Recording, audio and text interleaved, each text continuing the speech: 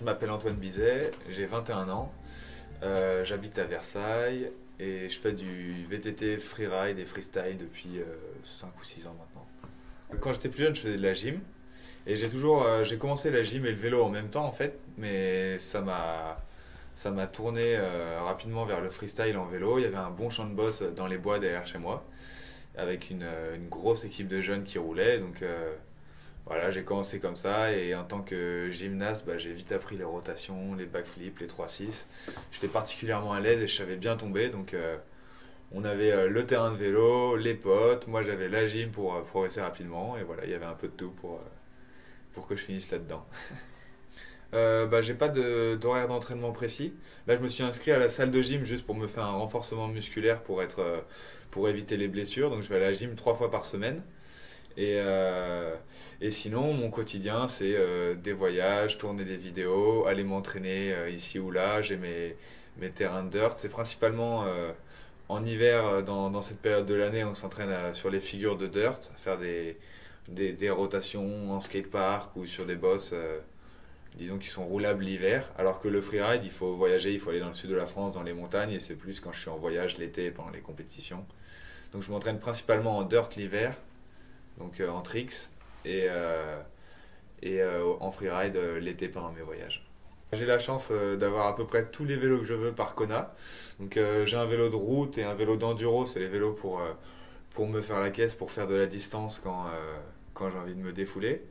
Sinon, il y a le vélo de dirt, pour faire les figures, c'est ce vélo-là. Et j'ai un vélo de freeride et un vélo de descente aussi, pour faire les plus gros sauts possibles et descendre les montagnes.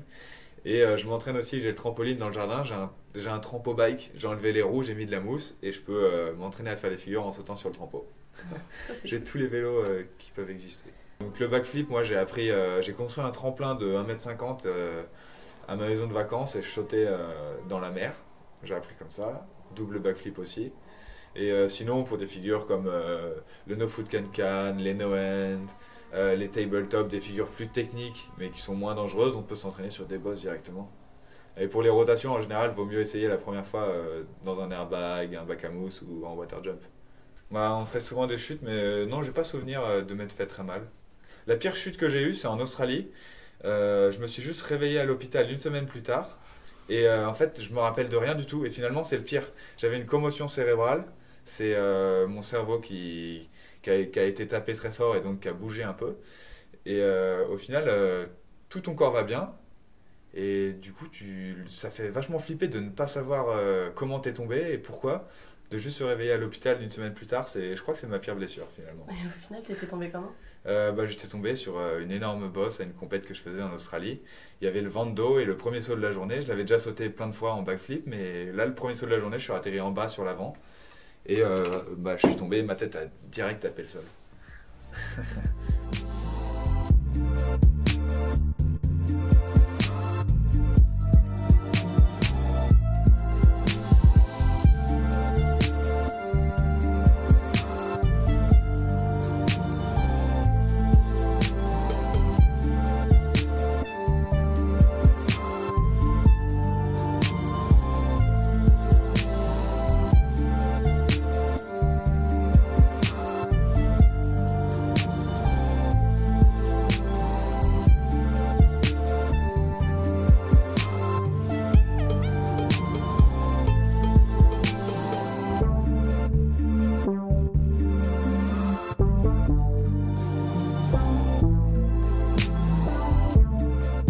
Pour se faire remarquer dans le milieu, le meilleur moyen c'est de faire des vidéos, de se filmer entre potes et de faire des montages vidéo qu'on poste sur internet. Et on peut aussi, il y a plein de compétitions amateurs qui sont ouvertes à tout le monde, il faut payer 20 € et dans le sud de la France il y en a quelques-unes dans la saison, donc c'est le meilleur moyen. Les qualités, alors déjà il faut être vraiment... à moins d'avoir de la chance et d'avoir le meilleur terrain de vélo à côté de chez soi, il faut être motivé pour construire des sauts. Moi, je peux passer des heures à creuser, à construire les modules que je veux pour m'entraîner. Pareil, il faut de l'acharnement pour réessayer les figures quand ça passe pas, quand tu tombes et que tu manges de la terre, se relever et réessayer encore. Ouais, de la détermination. faut pas avoir peur, faut avoir du courage quand même, je pense, pour sauter les plus gros sauts. Et puis je sais pas si c'est une qualité, mais avoir des bons repères en l'air, faire de la gym ou du trampoline, ça aide vraiment beaucoup. Il y a Yannick Granieri aussi, un autre Français qui fait le World Tour avec moi. On vient tous les deux moi de la gym et lui du trampo, et ça aide vraiment beaucoup. Alors bah il y a toujours deux types de compétitions, les compétitions de dirt et celle de freeride. Le freeride, c'est de la descente en montagne. En général, il y en a très peu, il y en a que deux dans l'année. Il y en a une en France, le Châtel Mountain Style, et une aux États-Unis. Là, j'en reviens, c'était il y a 2 mois. C'est la Red Bull Rampage, et c'est le plus gros événement dans le monde du vélo. Donc, c'est un pan de montagne où le freerider part du haut et dessine sa ligne. Donc, on construit nos sauts nous-mêmes pendant une semaine avant l'événement. Et après, on a les qualifications, un jour off et les finales. Donc pendant le jour off, on peut se construire notre ligne de finale qui est encore plus folle. Voilà. Et sinon, tous les autres événements de la saison, c'est des contests de dirt. Donc il faut faire des tricks. Et c'est sur des bosses construites avec des tremplins. En général, c'est 8 à 10 modules. 5 à 10 modules, on va dire. Et voilà, donc là c'est plus classique. On passe tous par les mêmes endroits et on fait nos meilleures figures. C'est jugé par rapport à... Il y a l'engagement, la difficulté des figures, la fluidité, que la façon dont si on repose bien les deux pieds sur les pédales, que ce soit pas brutal, et le style. Et en freeride, comment c'est noté? En freeride, c'est à peu près la même chose. L'engagement de la ligne, si on passe par les endroits les plus raides, les plus dangereux, après l'aisance sur le vélo et les figures sur les sauts, parce que dans les lignes de freeride, il y a quand même des gros sauts comme, où on fait des tricks comme en slopestyle. Donc c'est à peu près les mêmes critères de jugement. Okay. Le plus beau souvenir de compétition, je crois que je vais pas chercher midi à 14h. L'année dernière, la Red Bull Rampage, c'était la première fois que je participais, donc le plus gros événement de freeride et même de vélo en général au monde.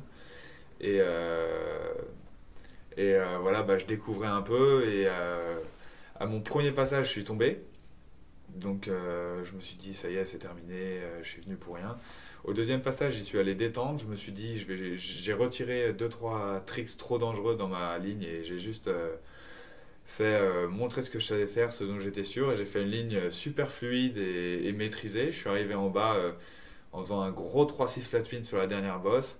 Et avec ça, j'ai été deuxième de la compète. Et donc, voilà, super souvenir. Ça a vraiment lancé ma carrière. J'ai eu plein d'opportunités pour le vélo, la compète et la rampage. En général, c'est une aventure. On reste une semaine dans le désert à creuser. Il y a des énormes araignées, des serpents. Il fait 40 degrés pendant la journée. On creuse jusqu'à la nuit avec des lampes frontales pour avoir notre ligne. C'est une semaine d'aventure, et c'est de loin le contest le plus fou de l'année.